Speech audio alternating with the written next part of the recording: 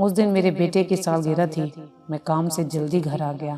گھر داخل ہوتے ہی صحن میں چارپائی پر بیٹھی بوڑھی ماں پر نظر پڑی، مگر مجھ کو لگا کہ شاید ماں کی نظریں پہلے سے ہی دروازے پر جمی ہوئی تھیں، مگر میں نظر چراتے ہوئے سر جھکاتے ہوئے السلام کر کے اپنے کمرے کی طرف چل دیا،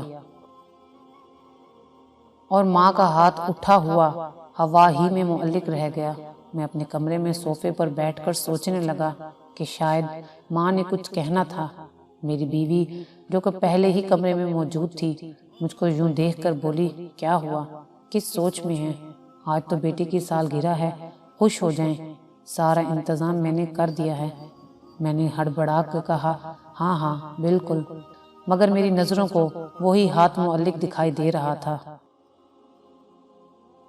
بیوی کی محبت، بچوں کی رونق، زمانے کی الجھنوں نے مجھ کو شاید ماں سے کچھ دور کر دیا تھا۔ اسی سوچ میں تھا کہ ماں میرے کمرے کا دروازہ کھولتے ہوئے بولی، راشد پتر میں آ جاؤں؟ ماں کا یہ جملہ سنتے ہی میں کانپ گیا۔ بیوی بولی، کیا ہوا، کیا ہوا؟ میں کانپتے ہوئے بولنے کی کوشش کرنے لگا۔ اتنے میں ماں اندر آ کے بولی، پتر آج بڑی جلدی آ گئے ہیں، اللہ خیر کرے ماں صدقے۔ میں بولا، میں ویسے ہی جلدی آ گیا۔ ماں بولی، پتر تیرے نال ایک گل کرنی ہے۔ یکدم میری بیوی بولی، ماں جی تسی جاؤ، سانو پہلے ہی بڑے کم نے۔ ماں بولی، پتر آج کوئی خاص دن ہے؟ میں نے اپنی بیوی کی طرف دیکھا اور نظروں ہی نظروں میں پوچھا، کیا ماں کو نہیں بتایا؟ اتنے میں ماں باہر چلی گئی۔ میں تھوڑی دیر سر جھکائے بیٹھا رہا اور پھر اٹھا۔ اتنے میں بیوی بولی، کوئی ضرورت نہیں باہر جانے کی۔ میں نے اس کا بازو پکڑ کر زور کا جھٹکا دیا اور باہر چلا گیا۔ صحن میں چارپائی پر بیٹھی ماں کے پاس بیٹھ گیا۔ ماں اٹھی۔ میں نے کہا، ماں مجھے معاف کر دیں۔ میں نے ساری تفصیل ماں پر واضح کر دی اور پوچھا، آپ میرے کمرے میں خیر سے آئی تھیں؟ ماں تھی نا؟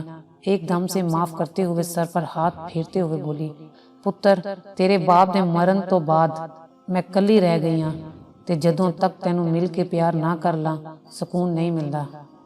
تھوڑا ویلا کڈ کے میرے کول بھی بہ جایا کر۔ میں ماں کا ہاتھ پکڑ کر چومتے ہوئے دھانے مار کے رونے لگا اور بار بار معافی مانگتا رہا۔